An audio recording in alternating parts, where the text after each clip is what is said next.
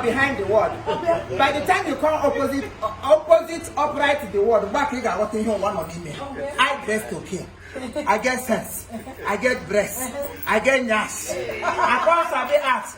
For that matter, I be white material. I be white material. I be white material. I be material no one over 2 years. 100 years. Oh my dear. I love you, Bumbo. Where is your Bumbo? Hey, I'm one on my one. Hey, put it in. Come on.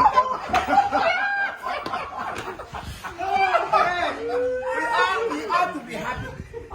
Yes, we ought to be happy. We ought to be happy. We need to win. We win. Yeah, that's Malik. If you don't know him, now say hi to we. We ought to be happy. Yes. Uncle Lala. You got to go.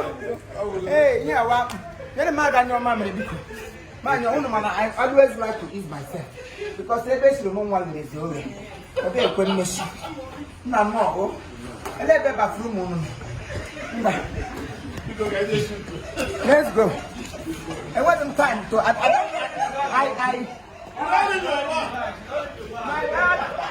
My waist so. Jesus. It's not easy. Whatever you do, I know. This is my nephew. So I came to visit him. Visit it. So we are here for something special, like I told us before. You've not seen anything. It's all right. Yeah, it's all right. It's all right. It's all right. Oh yeah, Arobarason on there. Also, I look at Chukujayama. It's all right. It's all right. Hey, it's the one at that part. I'm totally. No.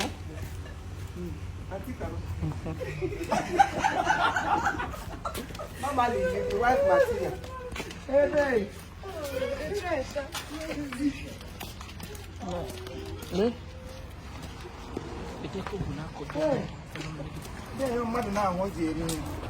Whatever you do that puts food on your table, do not be ashamed of yourself.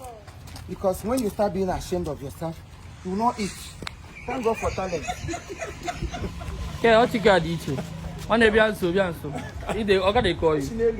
Okay, they call you. See what you had is special. I don't got you more. You have a special way of laughing. Oh yeah, let's cross. Hey, no, your name, Kwan. Your name, Kwan. You're laughing. Come here, mommy.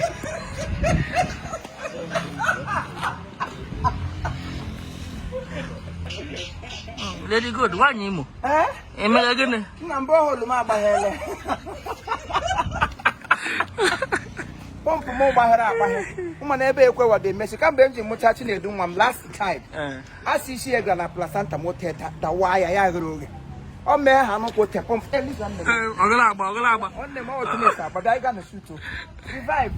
Revive. Yeah, come here, but you put this morning. Come back.